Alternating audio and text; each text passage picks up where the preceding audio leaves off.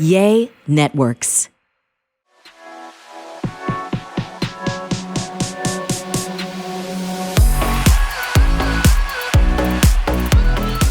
Hi, Wild Ones. Welcome back to the Wild Rose podcast. I'm Whitney Rose. And I'm Connie Daniels. All right, everyone, we have a really special guest for you today. I'm so excited to introduce our friend, Nichole Huntsman. She is not only absolutely stunning, if you're watching this on YouTube, but she is one of I would say she's the smartest, most intuitive astrologist I think that I've ever talked to be honest. How many have you talked to? I actually only a couple, probably like 3, but like not a lot. Astrologers are great. Yeah, it's a unique breed. It is. And so I'm so excited to introduce her to all of our listeners today and to share with all of you, no matter what your belief is on astrology. Some of you, maybe you don't even believe in it. And some of you know lots about it. So we're going to kind of dive in to her little brain here and pick it and get some information about some of the basics of astrology. And we'll go into a little bit more detail than just basics, but welcome. I think it's like interesting though, because even if people are into astrology per se or don't study it, everyone knows their zodiac sign. Sure. Yeah. Their sun sign. Their sun sign. Because she's going to give us, what would you say, like I'll give you a primer, a little primer, yes. Astrological 101. Yes. This is going to be like we all decided to take an elective course today, 1 day of class, and it's going to be all about astrology. It's going to be the best class of your life. That's right. We'll teach you the 4 pillars. It's the basics. People know their sun sign, right? You guys talked about the 3. Mm-hmm. Right, the big 3. That's what my daughter says. It's the big 3. What are the big 3? And that's a big thing, like with Pattern, that app Pattern, which is a really great app. And different apps and websites, they'll use the big 3 because it makes it easy. Like you do need your birth time to know your ascendant, to know your moon degree. So you only know your sun sign without your birth time. Okay. But we got back up. We got it. Yeah. Some people don't have birth time. Yeah. So how did you get into astrology? And then let's talk about where's the best way to start? The 4 pillars. I'm like, let's just get right in there. And you're like, let's do a little intro. We're both clients. We've both had readings from her. So so I think we're a little more familiar, but people could probably get lost in all of this. Yeah. So Wait, I'm going to back up even a tiny bit more because like Whitney just said, we both had readings from her. And what I noticed in my reading, what I didn't realize about astrology, I know my sun sign and it's like kind of lines up sometimes, kind of doesn't, because that's just one little portion of who I am. And I am an Aquarius. Yeah. She remembers. Yeah. But what I found fascinating about my reading with you is as you get deeper into it, it felt like I was getting a psychic reading. Yeah. It felt like because you and I had just barely met, you didn't know anything about me, but she was giving me a reading about where all my houses line up and all the things. But anyway, that's what made me draw into astrology even more is that I didn't realize that you could literally read. You can see everything. Anything. You can see everything. So an astrology chart, I see it as a poem or a novel, let's say, or a piece of art. So you could have one person who reads this poem with a certain cadence, with certain rhythm, right? And they would notice certain things. And another person will read it totally different. They're still saying the same words. It's the same, but it's the artistry underneath. And when I'm reading a chart, when I'm in flow, yes, impressions come through, very strong impressions. And they'll come through as, I believe in reincarnation perhaps, or transmigration of the soul. Somehow our intelligence is more than just like in our bodies, right?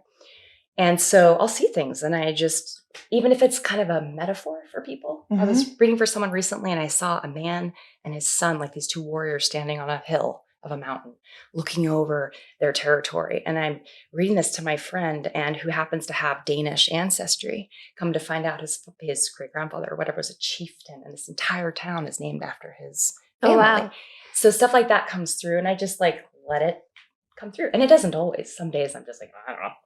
Just like a clodhopper plodding through a chart. Like, I don't know what I'm not seeing. So you think, what is that? Like a little like clairvoyant, right? Sure. That comes through that sort of a gift that you have that goes along with the astrology readings that you do. Absolutely. And I think this last couple of years, just being by myself out in nature and being with God, I just walk around and kick rocks, talk to God up on that hill where people do the paragliding. And it got me quieter inside in a sense, even though I was being bombarded with stuff from the outside. And I was able to just see things. So that gift kind of developed even more this last few years, I would say, from that hermitage. So people who don't know you don't know that you actually sold everything, lived in an RV for how long? 2.5 years. 2.5 years. And just stolen. Yeah. And I joked it went up in the rapture. It was like, it was the rapture. But then we got it back. So.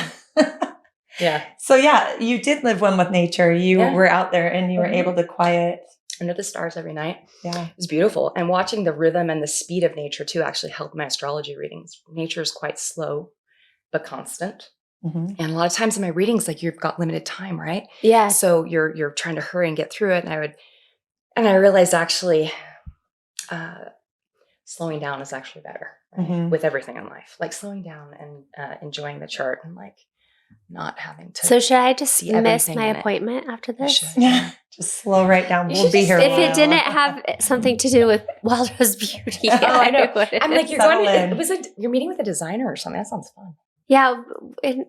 No, graphic. I want to go with for you. bags. I don't care. It's not even a big deal. Yeah.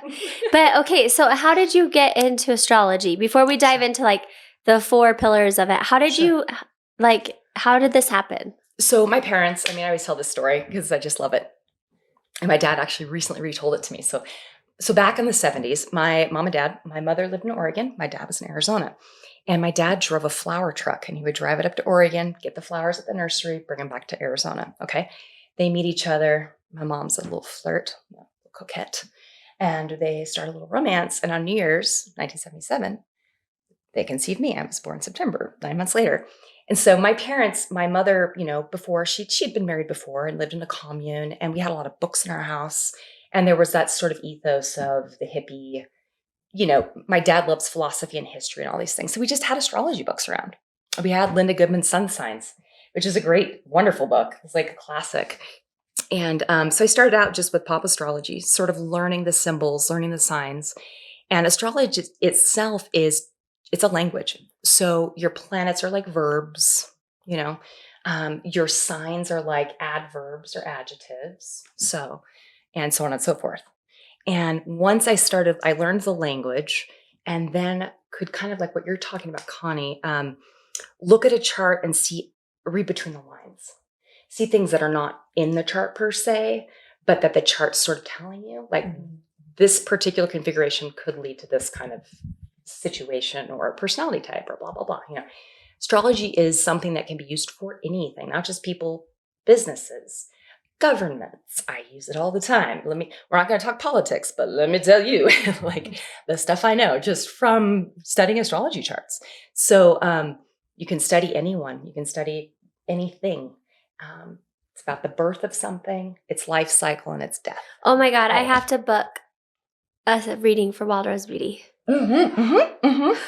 Yeah. Some of my favorite readings are for businesses. Like there's an in-person, it's personal because it's yours, but it's a business, so we can kind of mess around with it. And yeah, because mine has had multiple lives. It has a past life and it was reborn. I love it. Yeah. And now it's on a path and we need to know this life. This life cycle. And we'll look at your things too. So like, not to get into too many technical details, but of course, astrology, we can look at someone's birth chart just to get to know who this person is, but you can also progress that chart. You can look at transits. You can do things with forecasting where it kind of comes alive and it flushes out. So we can look at you and your business, your progressions, your businesses. Even. Yeah. I would love to do a follow-up on the reading we did that one night at Connie's. That was so fun. Yeah. And that was I recorded it. You did? Yeah. Oh, good. It was such a mini reading, because there were so many people that wanted to have their charts looked at. I couldn't really go. I rather work with one person all night and go deep than do like a bunch of little. Right. Do you know what I mean? Because I talk to you and look at your chart. And I'm like, oh, wow, this is so intriguing. And then some other person comes in. But yeah. Okay. So I'm going to keep us on track because we all love to. We could talk about anything. And we can squirrel all over the place. We can edit all this out. This is me. No, it's so fascinating. So you just learned the language. How did you decide? So what was next? How did you decide you wanted to start reading charts? Like, what does that look like? Back, this is junior high school, right? Okay. I start liking boys. And this astrology thing, I'm like, ooh, I can figure out kind of this person's personality that I have a crush on without knowing them or talking to them. So it started out kind of like that, like it does for a lot of us. It's just fun for relationships, right? And then initially I didn't even know that there was such a thing as a chart, like with all the planets. And I didn't even know when I first started looking at just sun sign astrology, I had no idea about the planets or about any of it. It was just dipping my toe in the waters of just the signs themselves. So now do we want to talk about the 4 pillars? Yeah. Because I can. Yeah, because I think generally people, like I said, probably just know their sun sign. They may have heard that they have the big 3, like the rising and then their moon. Mm-hmm. But yeah, let's talk about the pillars because I think it'll help people understand what we're talking about. What are pillars exactly? So pillars is just kind of another way of saying, I don't know, this is the 4 building blocks, the elemental. It's like with language, you've got subject, object, right? You have your nouns, you've got your verbs, your adjectives, your adverbs, all that stuff, so on and so forth. So with astrology, your 4 pillars, first of all, you have your signs. So anyone who's just learning about astrology, really get to know all 12 signs and their archetypes. So like Aries is our first sign and Pisces is the last sign. Okay. So Aries has to do with, in a life cycle of anything, the birth of something. And any Aries that they tend to be go-getters. Do you know Heidi? Hi, Heidi, if you're listening to this. But Heidi, a friend of mine, she's Aries, and she's like a go-getter. She's very active, always doing things. And if you think of Pisces on the other end, it's a bit more about it's like the opposite, right? It's things returning back to start over again. So there's a softness to Pisces, or it's not as active, it operates in a different way. So with our 4 pillars, starting first with your signs, the signs apply to, there's the 12 signs, of course. Yeah. And all of them have opposites, right? It's like 6 signs, and they all have their opposite. So opposites are really important in astrology. It's everything coming together, because without opposites, nothing. It's creating a definition of some kind, right? Like you can't have light without darkness. Bingo. Exactly. Right. It's very hermetic, and these just sort of these ideas that came about from even pre-Renaissance, but these early philosophical ideas about existence. So with your signs, your 12 signs, I say anyone who's learning astrology, learn the 12 signs really well and understand them archetypally and think about them in order from birth, Aries, then to Taurus. So like in the Native American calendar, they have, I can't remember the name of it, but for the Aries month, it's something like I forget the name, it's some active, I forget the word, but the next month for Taurus, it's the flowering month, right? So you think about what is happening that time of year in the Northern Hemisphere, where astrology was, kind of created. What's happening in May and June? And then you can kind of start to think, it's that time of year where you're planting everything and you need to water everything and take care of it. People who are strongly Taurus, tend to have good control over their environment. They tend to be consistent. They tend to be just kind of like, I don't know, if you want to grow and harvest something, you got to put the work in the beginning, right? And so Tauruses tend to be good with their resources and kind of controlling the resources, getting those seeds in the ground, keeping that covered up with dirt, keeping it watered. And then so you go through, and then you go to Gemini. I don't know if we want to talk about all the signs. I could kind of briefly touch. Yeah, I love it. It's fascinating. Fun? Okay. So then with our Gemini, that archetype, and remember, this isn't just, I'm talking about the seasons, which applies to our solar cycle. Yeah. But this is also the clothing, so to speak, that the other planets will wear, because they'll be in the heavens, in the sky, right next to the sun. So like Venus, for example, is always quite close to the sun. She's always like the degree in the sign before, the same sign, or the sign after. And Venus is how a person behaves. It's their social affectation. It's how they've been taught to treat other people, or it's what they value, So is that the second pillar is planet? So seconds are planets. Thank you. You totally kept me. She's keeping me on track. So yes, planets are second. That's my job. Yeah, you're so good. You got it. I actually use a couple of asteroids. But wait, go back because to the signs. Yeah, were we going to go through this 12 No, signs? no, you don't have to go through all 12. But I just like the seasonal aspect. So you have the watering, the planting. Let's do the dichotomy. Because we're Libras. Yes, I know. So like, what's going on? So Libra, if Aries is the first sign, that's spring. And Libras are opposite. And Aries is our opposite. Opposite. Mm-hmm. We're in Connie. So Connie's after us. Aries, yeah. So I love it. We've seen a Gemini and we have like a little triangle. We have Gemini moon. We have Gemini moons. Oh, well, there we go. That's right. You do in the fourth house. That's right. Yeah. So many. We found out through all Nichole your in our friends. readings. So many moon and Gemini. Yeah. Our moon signs have come together in friendship. Okay, so I'm just trying to keep track. So you have the first pillar is the sign, and the second is the planet. Mm-hmm. And it's just, this is like if you're going to elementary school and just learning it. Like what's the third? Kids. The third is going to be your houses. Houses, and what's the fourth? Your aspects. Okay. So now we have those established. I think it'll be easier to follow when you start talking about totally. Yeah. And really, honestly, for people who are just beginners at astrology, you could just look at your big three, right? Mm-hmm. Your sun sign gives you a feel for that's just a person's general ego, their personality in general. Their moon sign, though, will give you those deeper kind of drivers, but really what is this person really like at home? When they're by themselves, what's their comfort zone? That's the moon sign. That's your moon sign. And so having Gemini moons, conversation is important. Many times the Gemini moon, we came from a childhood where the relationship with the mom could have been tricky, or there was almost a sibling rivalry, weird thing that can kind of sometimes happen with the mother. It's very weird. I've noticed that, especially with female Gemini moons.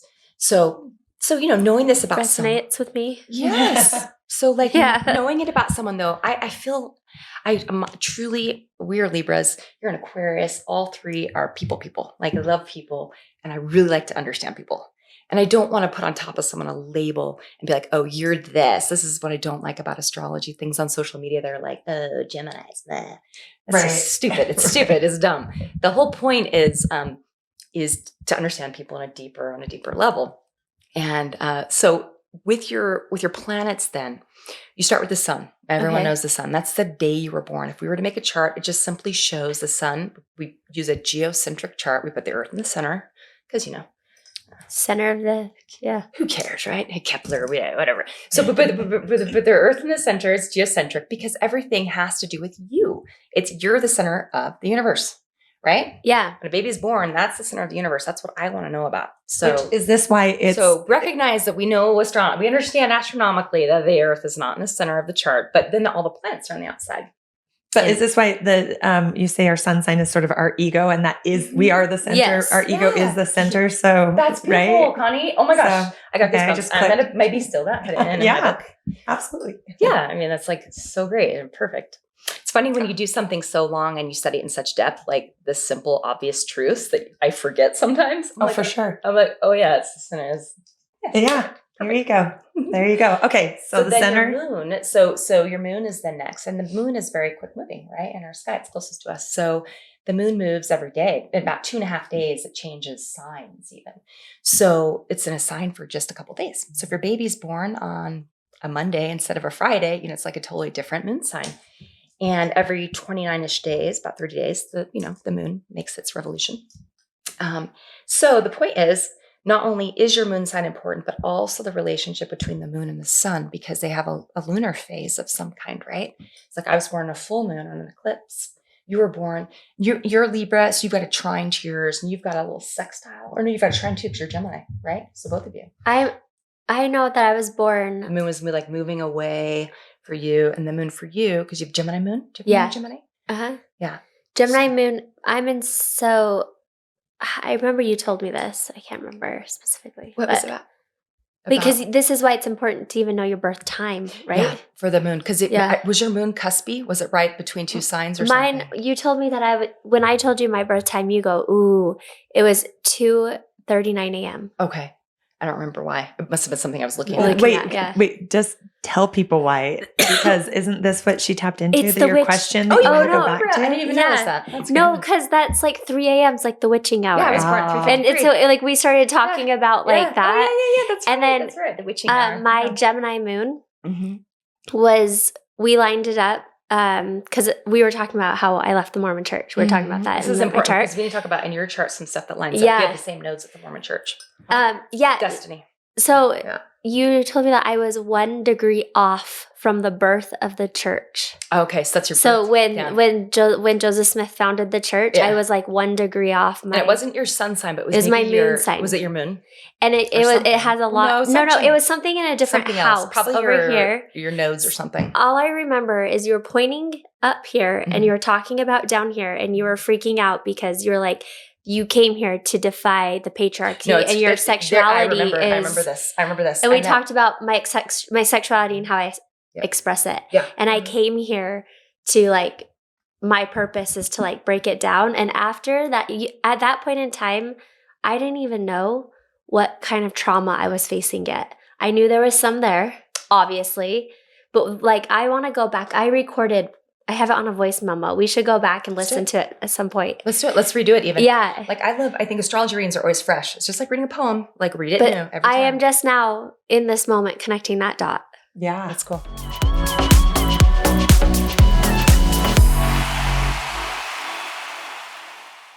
It is no secret that I am a very busy woman. I run 2 businesses. I'm filming a show. And I have my podcast, plus I have 2 teenage kids that are so involved in soccer. And we are so busy and it seems like I can just never get everything that I need to done. But the most important thing that I will not skip out on is eating healthy. That is my number 1 priority for my family, is to have healthy meals available for everyone. Eating better is easy with Factor's delicious, ready-to-eat meals. Every fresh, never frozen meal is chef-crafted, dietitian approved, and ready to go in just 2 minutes. Fuel up fast with Factor's restaurant-quality meals that are ready to heat and eat wherever you are. Discover a wide variety of easy options for the entire day, like breakfast, midday bites, and more. Factor is the perfect solution if you are looking for fast, premium options with no cooking required. I love Factor because it's so convenient and the meals are so yummy. I highly recommend Factor to any busy person or family out there because your kids can make the meals themselves and it is so convenient. So it doesn't matter where we are at in the day. I know that my kids can grab their own food, heat it up, and they are getting the nutrition that they need. And my kids love it. They taste good. I love them. Justin loves them. Seriously, I recommend this to anyone who wants to be mindful of what they're putting in their body, but is very busy and doesn't have time to cook. Head to factormeals.com/wildrose50 and use code wildrose50 to get 50% off. That's code wildrose50 at factormeals.com/wildrose50 to get 50% off.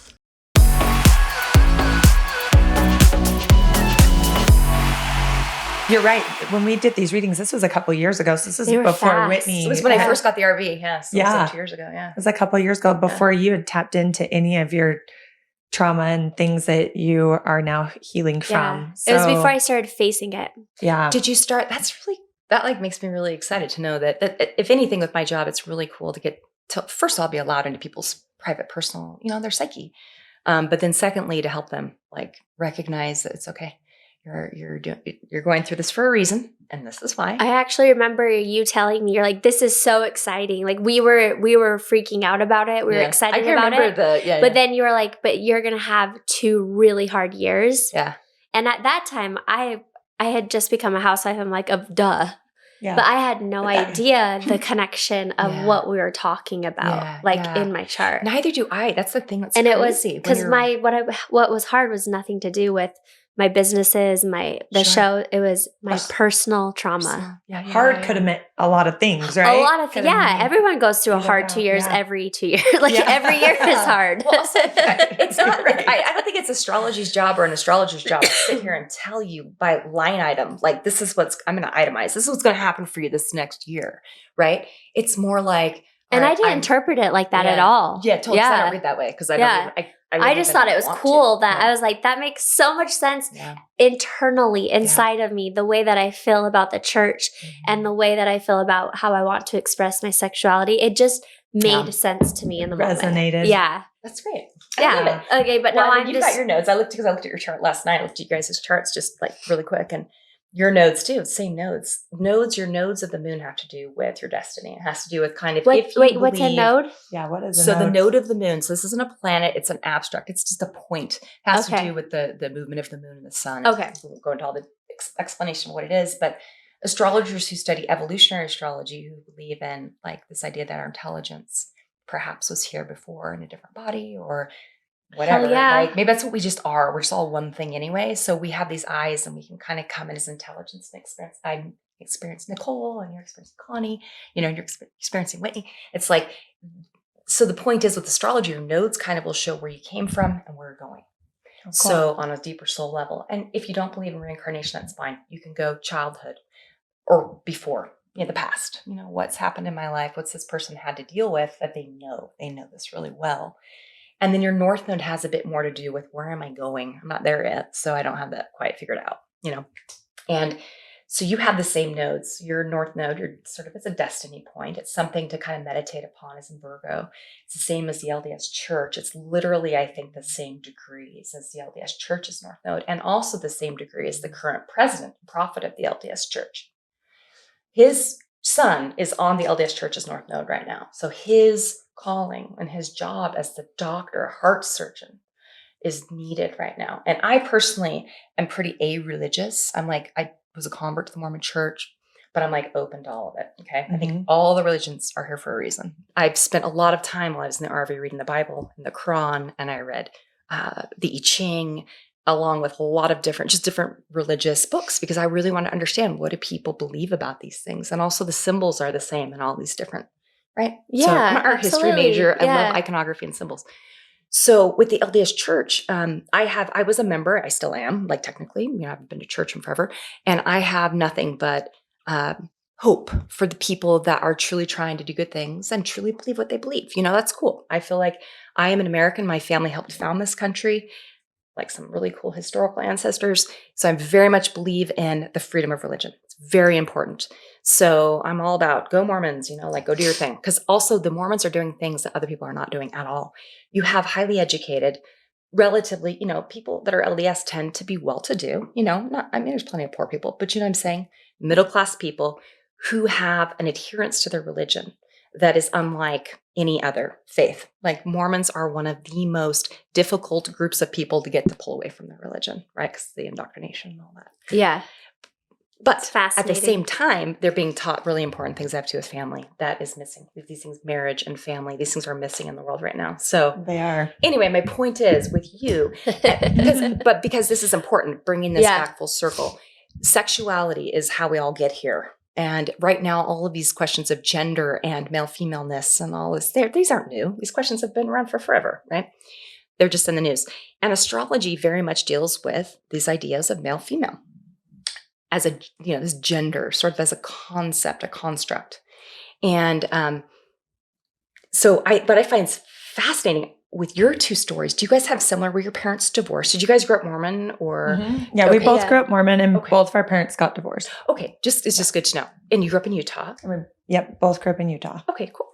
So you guys, I think, do have a unique platform and not to talk about Mormon Church and all that or whatever, but with astrology is quite simply just another way of looking at existence, right? It's just saying that there is something about this grand clock in our sky that tells us what time it is, that holds mysteries, that quite literally, understanding time and working with time, you can kind of even, I wouldn't want to go so far as to say control and manipulate it, but you can. Astrology does get into some pretty powerful territory. And as an astrological consultant, if I'm reading for someone, you can really help someone, you can really hurt someone. I've heard some people say some crazy things to clients, that were so fatalistic, this is going to happen, and blah, blah, blah. And it's a power trip for the reader, right? Yeah. It's not about the client, helping them. Right. So anyhow, total. That's good to know, though. I'm on that's good to know. Well, no, I think journeying far and wide away from our four pillars. But but we've talked about that on a previous podcast. How do you discern between the deceivers and the gifted? Sure. I think that's just honestly when someone is just so adamant with anytime anyone's hyperbolic with me, they're like, this is what it is, or then that turns me off immediately. Yeah. That's how you know. Someone who is a good reader is someone who's also open to being wrong. They're open to working with their client, teaching their client, because there's always things you're learning. It's as though I look at your chart. I have never seen it. I'm reading, as I said, it's a brand new poem. I have never read this ode before, right? I'm just reading it, and the rhythm of it, or that some people's charts are really hard for me to read. I've had clients before where I'm like, I don't even know what to do with this. I don't even Really? know. Yeah. That surprises me because I felt like you're well, so yeah. but on then I'll point. pull their chart. This is so cool. I'll pull their chart with my chart and I'll be like, it's a bunch of Neptune stuff. And it's quite literally our charts, like us as two people just interact in a way where it's harder for me to read this person's chart, let alone this actual person. And then with those same clients, there'll be ones that I'll have communication issues with, like something will get lost in the email or it's bizarre, I've had a few clients too where I'm like, I cannot do this reading right now. I just can't do it. Something about it didn't feel right. I had some people who were ordering readings that were not for real people, ordering readings that were, there was stuff on the dark web. I had someone take my likeness and create a Cash App account with a Photoshop picture of me with my kitten that I had in the RV with a totally different outfit on, with my hair all down and curled and cute and hot, like as though I ever could do that in the RV. You know what I'm saying? And they were using it on a Cash App to take money from people. So this stuff's out there. Yeah. This is just from having YouTube, and a lot of other stuff has happened in my life, which is why I kind of also pulled back, but not to get off on a different subject, but gosh, that is crazy. I mean, astrology is a powerful thing and people get freaked out by it. During all the QAnon stuff, there were a bunch of conspiracy theory type people who were kind of Christians and extremists. I had a couple different men message me death threats, message me horrible things, telling me I was a narcissist, like I was a horrible person, just bad stuff. And I'm like, I'm just trying to read the stars and help people. Yeah. Gosh, wow. People take it in all different directions. Yes. And here in Utah too, I think just with the religion, people just don't understand what astrology is. And I'm kind of going, the Mormons, if anything, they're going to like astrology because it's all about the things that the symbols on the temple. That's what I was going to say. Aren't there symbols on the temple? It's like Mace, that are astrology. Freemason. Yeah, that's all Freemason. signs and symbols. One of the reasons I joined the Mormon Church is because they believed in a God that was like, it was like sci-fi. I was like, this is the coolest religion I've ever heard of. Like, you believe in that God is like on a star somewhere. I was like, sign me up. Yeah, multiple worlds. Multiple worlds, and I think it's well. Well, only the men. But okay, so your sun sign is like your ego. Yes. Your moon sign is kind of more like who you are. Yeah, it's I feel. So think of your sun sign as I am. So I am a Libra, right? I am diplomatic. I am kind. I am, blah, blah, blah. Your moon sign's more I feel, or like actually use a verb. So I'm an Aries moon, right? So I love new things. Anything novel that's my comfort zone. And taking care of myself, being by myself, totally good. That's why I could do the RV for 12 years. That's moon and Aries. That's very independent. It's very... You're writing a book. Just self-motive. It's just kind of self... And I don't like to be told what to do, per se. But, so that's your moon. And your moon, too, if you want to know if a person's kind of off. But explain an Aries, depressed. I feel. Because my daughter's actually, her sun sign is an Aries. I feel excited. I feel thrilled. I feel like let's go right now. Yeah. It's very childlike. The Aries moon is super childlike. It's probably one of the emotional natures that's the most, it's great for creativity because it's very, and a lot of Aries moons are quite creative, playful, a little bit. It's like Bobby. Just like my daughter. Sometimes they burn shit down on accident or get in car accidents or like, because we're a little bit thrill seeking, but Aries also, we have a hard time sometimes like, it's just like a child. Like I feel like I'm a 5-year-old child half the time emotionally. I'm just like a happy puppy dog. I'm like, oh, hi. And then when someone's mean to me, I'm like, what happened? Like, there's just almost an immaturity or that's not the right word. It's just childlike. Yeah. That emotional. A naiveness. It's a naivete. It is a naivete. When you live into your Mercury, then that's people's minds, how they communicate, how they think, how they process things, right? And if you have someone with like a Mercury and Gemini, they tend to like Soph. Mercury, our good friend. So you're Soph. speaking like houses. Yeah. Oh no, Mercury these are house, planets. Oh, planets. okay. And I'm just popping them into signs. Okay. So with our 2 pillars, we're adding to the signs. We're adding planets. Okay. So with your Mercury, this is like, how does a person think? And this stuff's great for business charts, right? Mm-hmm. When it comes to marketing and all these, your Venus and your Mercury can give you some really great clues about how to tweak stuff. If you have a disconnect with a person, it many times will be like you could have their Mercury to your Neptune in the chart, make like an exact aspect of some kind, which we'll move on to. That's our 4th pillar. But they make a geometrical connection where there's miscommunications or straight out lies or fantasizing, or do you know what I'm saying? Like there's some Yeah. detachment from reality. So in a person's individual birth chart, you can see those planets, but you can also see it the way the two people kind of interact. Does this make sense? It's so hard for me to describe astrology or to explain things in a way that's concise. I struggle. Yeah, no, you're doing great. I think we just keep bouncing from No, I know. sign to moon to planet. So Mercury, we're in planets. This is all planets. This is all planets. Okay. This is all planets. So sun is I am, moon is I feel, or you could use I and then use a verb. It's I cry, I thrill people, Yeah. Mercury is your mind. So it's the same. All of the planets, think of them as a verb. This is I think, I say, I explain, I process, Your Venus then shows you how a person, like I said, how you were it's your social nature. How do you behave? Do you play well with others? Or are you an asshole? You can kind of see that by a Venus. What do I value? Am I a person who likes to have, do I need to have around me physical security? Does that give me a sense of security? Or am I like, woo, free spirit, like I don't care? So that's kind of all your sort of Venus-y stuff. And in my relationships with other people, what attracts me? Like, what do I want? That's the Venus. That's your So Venus, you baby. can read all of this What when makes you you I'm see your how they line Venus. up. I'm your fire. Venus can be a person's Venus. I mean, it can be the way a person manipulates you. Is Venus really like a female planet? Well, I suppose. I mean, we if don't you like think to like about what attach is that gender women- anymore, but what are women as a gender? The feminine is known for decorating itself, for affecting its behavior, for wearing makeup, for we're little tricksters. we should say feminine Right? power. Look at that beautiful lipstick Yeah. you have on, that bright, hot, beautiful, a bright lipstick. It's gorgeous. That's Venus. That's Yeah. Venus, right? Venus it has very much to do with being a flower to attract the bee and how a person does that. Mars, on the other hand, is how a person is the bee, I suppose. It's like how a person goes after things. Are they an assertive, aggressive person? Are they more mellow? Do they have and there are many things with astrology too that we're not going to get into that kind of can show even things that have to do with a person's mental, wellness. And if they're psychopath or if they're not, or You should start all a kinds of dating stuff. app. For real. I feel like there's already that pattern app is really a great app. I really like their interpretations. I think they're probably doing stuff like that. I'm just like, It's funny. My son's 21 and I love all the astrology stuff, obviously. My daughter does. My husband got into it. But my son, Josh, he's just like, are you guys talking about your signs again? And he just rolls his eyes and he's like, if I ever go on a date and she brings up the signs and any of her top questions, I'm out. And I'm like, What is his sign? yeah, I'm like immediately what is Yeah. he's a Scorpio. Bingo.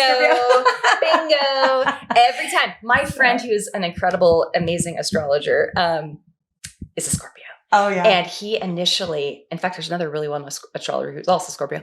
But my friend Samuel, he initially totally skeptical, didn't like astrology. Like from what he told me, he was like, what about, but then he ended up becoming an astrologer and he's now like one of the best astrologers. It's like the more you know, if you study it, and that's what I keep telling my son. I'm like, if you ever get like an itch to study this stuff, then you'll get it. But right now it's not his interest. So it's whatever. I totally get it because people who are, I want to be the master of my ship. Like I'm going to say who I am. I do not think astrology, I don't approach astrology as a way of like trying to figure someone out and like it's put like them in a box. understanding Just each understanding. other. Yeah, it's Right. just, okay, cool. like Okay. a deeper understanding and of yourself. Yeah. That's what I loved about the reading is Yeah. I was just telling mainly you, what it's for, is for you to study yourself. understand yourself. And I how hear- you receive yourself and how people receive you. Yeah. Perceive and receive, because that helps you with self-awareness, with Yeah, for sure. that's why It's I just a love astrology. meditation on the ego, on the identity, you as a person. And I think with a lot of younger astrologers that are just kind of starting it, there's a lot of people out there.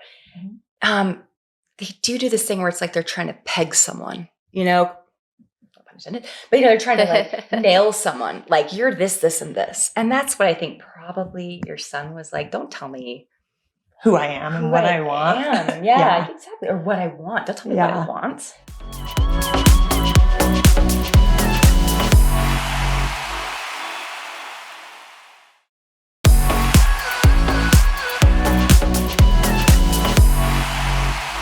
Yeah. Totally. So going back to Mars, So back does to that fall in line with our third of the big three, the big Your rising sign? So, okay. So your Because big you're like- three. So these are the reason we see the big three is because a lot of apps and stuff, it's like an easy way to get people to astrology really quickly. Right. And Right. so It tells you a lot in a little, Yep. Mhm. bit, Really with a little bit smart. of, not a little bit of information, but it's like, the Points. person's outer the hook. kind of, it's the hook, Right. totally. Kind of a person's outer kind of personality, their Yeah. inner needs, and how they present themselves. So I think of the ascendant as when a person walks into the door. So right now, Whitney, you're going to walk through that door. How do you do that? That's your ascendant. Mine's Leo. When I walk through a door, I'm like, hey, I'm here. I'm always like confident. I walk upright. I'm not like, that's just being a Leo. that's a good way to think of it. Like how somebody presents themselves. How do when they walk. enter new situations? Okay. So And that's Mars? this is your ascendant, but it's very Your much rising. also a person's Mars. Okay. So your rising sign is very much just think of this as my perception of you as you walk through the door. I see, fill in the blank with whatever the sign is on their ascendant. And you can then look at the sign's rulers. We haven't even talked about rulers with planets. We've been very I have not been organized with my explanations, but your planets also rule the signs. So each sign is ruled by a planet. So you get deeper information. Not only the fact that we've got an ascendant, but then we have a planet that is, it corresponds with the ascendant, and it's in a house. And so it gives you even more information. So there's That's layers so- and layers and layers. Of Lots of information. layers. Layers. So then that comes to our houses. So the ascendant, what the ascendant is, it's just what was rising, what was on the eastern horizon right at that moment. It's like right now, the sun, it's afternoon, so the sun's over here, eastern horizon, the sun is not there. I can't see anything. There may be planets there. I have no idea. But so when a person has planets rising on the left side of their chart, which is the eastern side of the chart, that side of the chart, the bottom half, if we were to go into houses, is more of to give a little more depth. The bottom of your birth chart is very personal, right? It's like the first three houses have very much to do with how you personally do things, what you hold on to and own and value, how you communicate, and what home looks like for you. So it's very personal. And then it moves out into kind of the fifth house and sixth house would have a bit more to do with when you're a kid and you go to school for the first time and you have your name's on your backpack and you have an identity now. It's not just you at home, but it's now you at school and out in the world expressing yourself. And then Virgo, which has to do with, and you got to go home, do homework and do chores. But it's also where you perfect yourself and where you polish yourself. So on and so forth. So the upper part of the chart, it's actually called the southern.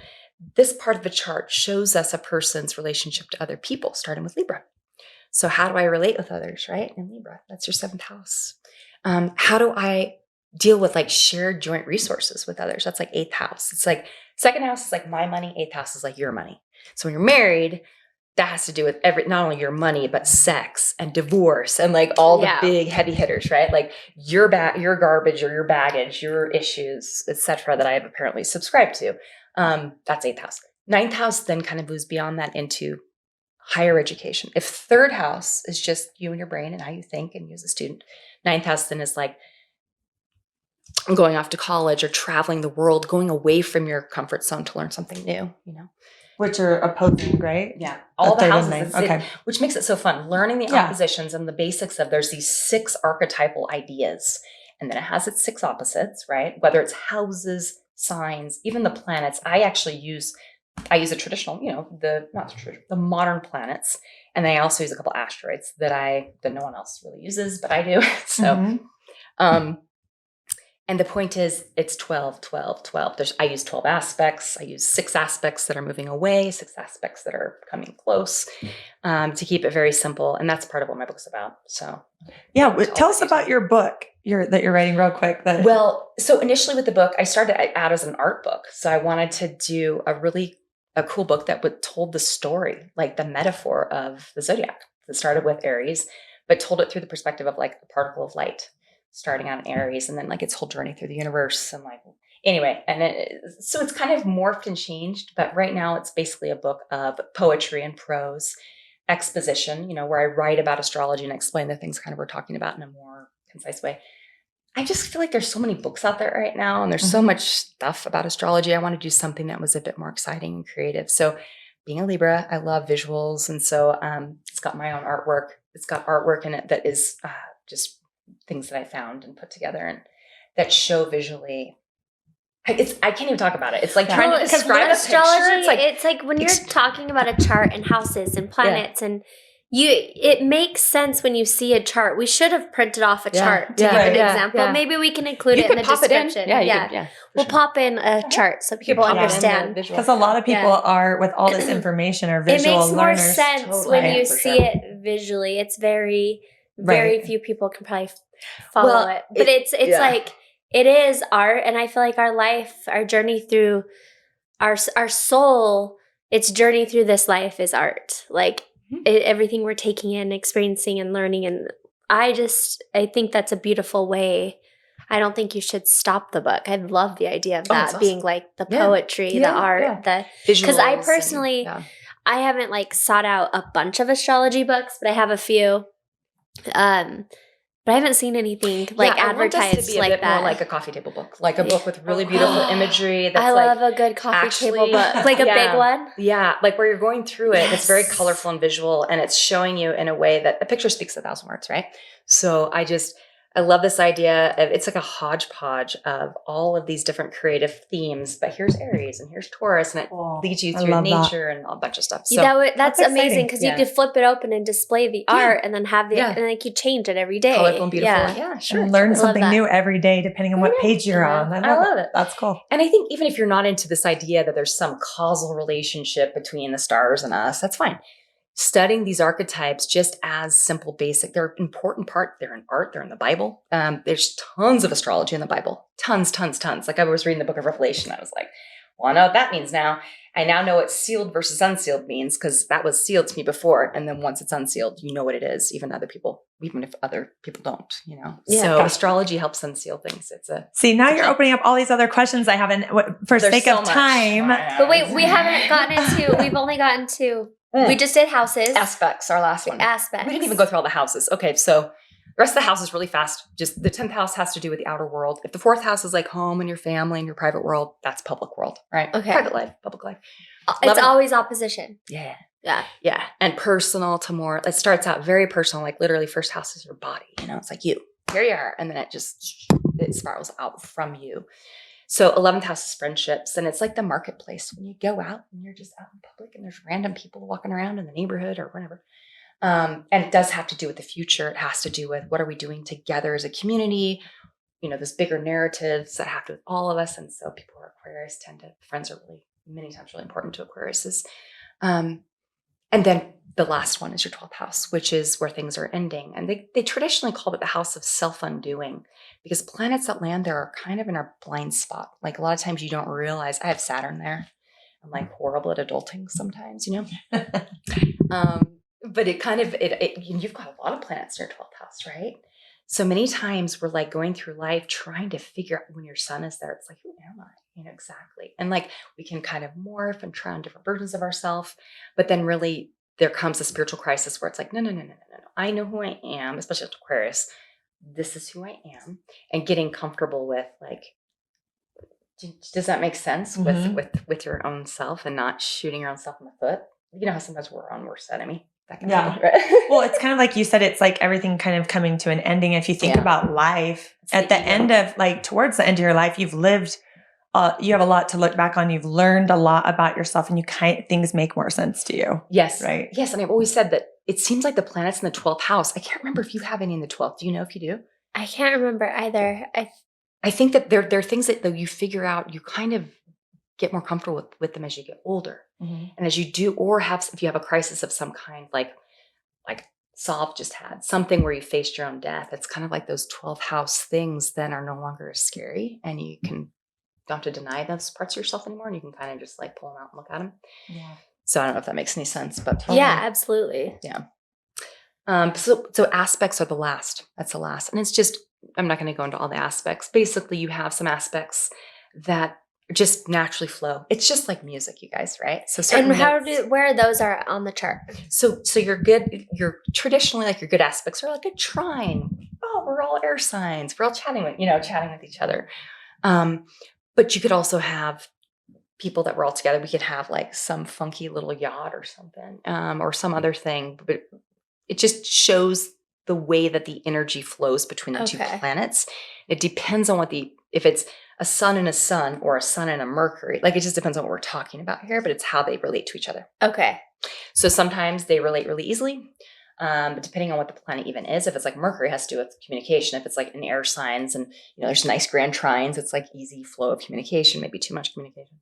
And then you have some aspects that are more challenging. Like they always say an opposition is like an aspect that's a challenging one. I think oppositions many times, so like Libra, if you're with an Aries, or they show us things, they see us, and many times we'll see them and in ways that other people can't. Yeah. And it can be a good thing. It can be very attractive, but it can also be like really potent fuel for growth, because you have to see stuff in yourself that you don't want to have to see. So that's kind of a harder aspect. You could have a square, T-square to someone, and depending on which kind, if it's an approaching or a separating T-square, they're kind of different, dealing with different things. One sort of has to do a bit more with your unconscious emotional material that maybe comes up with this person. And the other has a bit more to do with, it's like private and public stuff. I don't know how to So these are all it. things on your chart, because you've kind of lost me a little bit. No, totally. On I'm that. going into technical Just stuff right now that I know. Just because I don't know all of the, Well, I don't know aspects are the most, aspects are definitely the thing that take the most time to learn. Okay. Because, but if you were to think of the aspects, I always, like I said, everything corresponds. The sign. So know those 12 signs, because the planets correspond. Aries, Mars, they correspond. Right. Aries, Mars, first house, they correspond. Aries, Mars, first house, a conjunction. Okay. Okay. All similar. So is it something? Conjunction, two planets together. It's just like Aries. It's just they're together. They're starting out. There's much more detail, like one that's approaching, one that's separating. That's stuff an astrologer looks at and can kind of like interpret. But because it's always moving. Yeah. Right. And is an aspect like when a client is asking you a specific question, like, okay, I'm struggling with this thing or this thing happened. Is that where you see it lines up and that's the aspect? Yes. Okay. An aspect is really just, if we had a chart here, it's like, it's geometry. So it's just like, you got a planet here, you got a planet here. Let's say that if they're within a degree of arc to each other, not a degree, but like 0 degrees or 1 degree or 5 degrees or 10 degrees, they're conjunct each other. They're by each other on this side of the chart together. Or if you had a planet here and a planet here, they're opposites, 180 degrees, right? 180 degrees to about 270 or so. Or not 270, what am I saying? 180 degrees, your opposition. So it's geometry. And it's just really, another thing is there's many different apps and sites to look at charts, and they look different.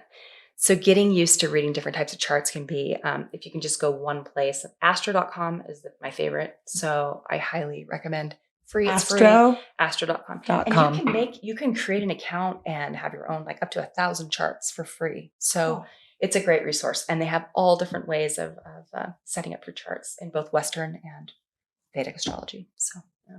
Very cool. Yeah. So, okay, where can people find you? Where can our listeners find you? So, yes. So Instagram probably right now. I have built a few websites and took them down. And right now I've been writing my books. So I haven't really been taking that many clients, just if they come to me. So Instagram, it's Nichole Huntsman. We probably just put it on the. Yeah, we'll put it on our little details. I haven't done readings in a couple months since I've been here. So I would absolutely love to do something again. Yeah, well, Whitney and I are definitely going to come in for a reading, because I'm sure a lot has changed in the last few years. We should just recreate the night at Connie's, but just with Connie and I. But just with us too. We're going to get selfish about it. Well, it'll be Connie and I and Wild Rose Beauty. Yeah. Let's do it. Because obviously there's so many layers and so many aspects to astrology. It's fascinating to me, and I love learning new things, and I always learn something new, and I'm with you. And today was like a lot. I think my brain I hope it was like, helpful at all. I feel like I always am a fire hose. I know. But before we completely wrap up, because I'm the one that has a time constraint today. I'm sorry. We have 4 minutes. In 1 or 2 minutes, without going, off the rails. Off the rails or political. Tributaries. Like just give, because I feel like in general, the world has been heavy, and every healer says this, that they need all the healers to send light and love right now.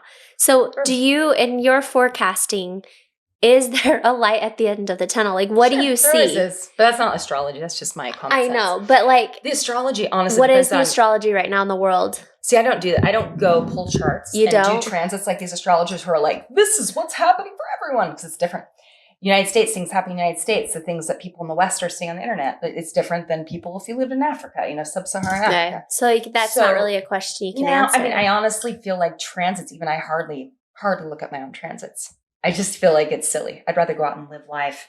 I don't use astrology to like try to manipulate the world around me. I use it to try to understand and just to see, again, it's a poetic, it's just a different way of experiencing existence, right? Okay, so then last question. Everyone loves to post about retrogrades. Oh, yeah. Well, yeah.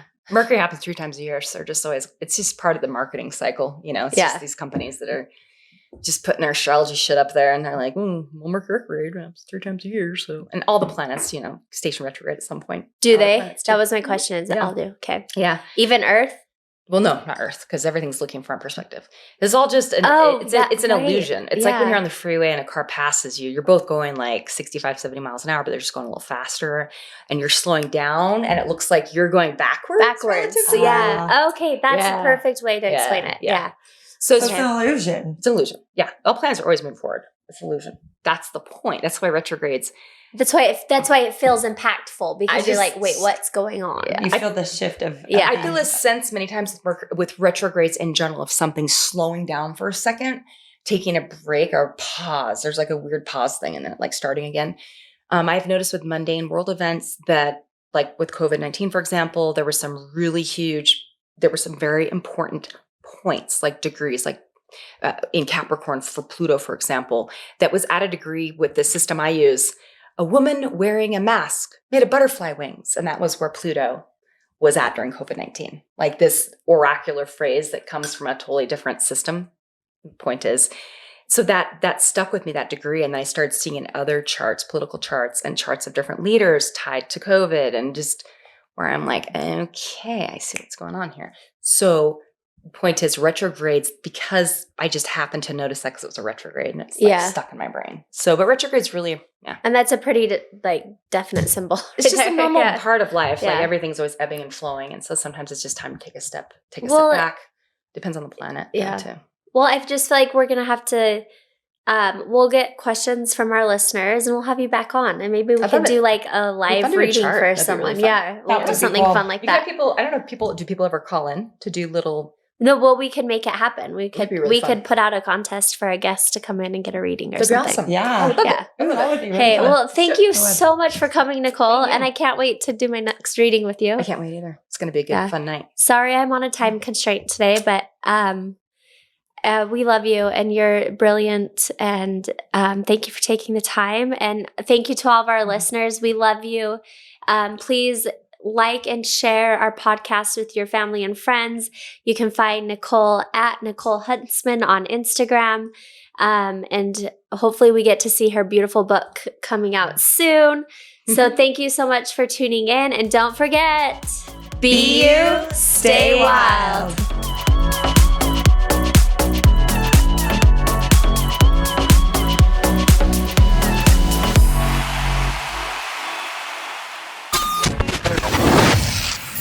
Yay Networks.